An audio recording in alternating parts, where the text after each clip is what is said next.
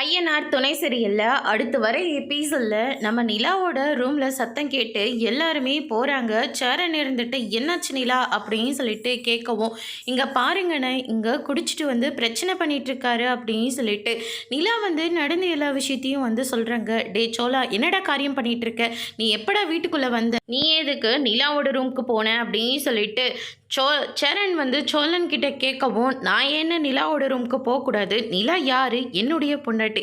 அவள் ஒன்றும் உங்களுக்கு தங்கச்சியாவோ அக்காவோ இங்கே வரல. அவள் என்னுடைய பொண்டாட்டியை தான் இந்த வீட்டுக்குள்ளே வந்தா. அவள் மேலே எனக்கு நிறையவே உரிமை இருக்குது. நீங்கள் யாருமே நடுவில் வர தேவையில்ல அப்படின்ற மாதிரி வந்து சொல்லிடுறாங்க. இங்கே பாருங்கண்ணே இப்படியெல்லாம் பேசிகிட்டு இருக்காருன்னு, ஏன்னா இவர் இப்படியெல்லாம் பேசுகிறாரு அப்படின்ற மாதிரி சொல்கிறாங்க. இப்போல்லாம் எனக்கு இந்த வீட்டுக்குள்ளே இருக்குன்னாவே ரொம்ப பயமாக இருக்குன்னு. நான் எதுக்காக சென்னைக்கு வந்தேன், ஆனால் இவர் ஒரு காரியம் பண்ணி என்னை இந்த வீட்டுக்கு கூட்டிகிட்டு வந்தார்.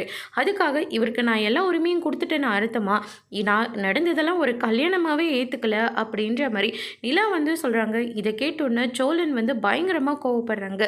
நீ ஏற்றுக்கிட்டாலையும் ஏற்றுக்காமல் போனாலையும் இந்த ஊர் முழுக்க நீ தான் என் பொண்டாட்டின்னு எல்லாருக்குமே தெரியும். நீ மறுத்தே பேச முடியாது. ஏன்னா நம்மளுடைய கல்யாணம் ரெஜிஸ்டர் கூட பண்ணியாச்சு. யாராலையும் இதை தடுக்கவும் முடியாது அப்படின்ற மாதிரி வந்து சொல்கிறாங்க. சேரன் ரொம்பவே கோவப்பட்டு சோழனோட கன்னத்தில் பலாருன்னு ஒன்று விட்டுறாங்க. உனக்கு கொஞ்சம் கூட அறிவு இல்லையா? உன்னால என் தம்பின்னு சொல்லிக்கவே எனக்கு ரொம்ப அசிங்கமாக இருக்குது அப்படின்ற மாதிரி சொல்லிடுறாங்க. சோழன் ஷாக் ஆகுறாங்க. அதோடு இன்னைக்கான பிரமோ முடிச்சிருக்காங்க. ஐயனார் துணையில் அடுத்து என்னெல்லாம் நடக்க போகுதுன்றதை வெயிட் பண்ணி பார்க்கலாம்.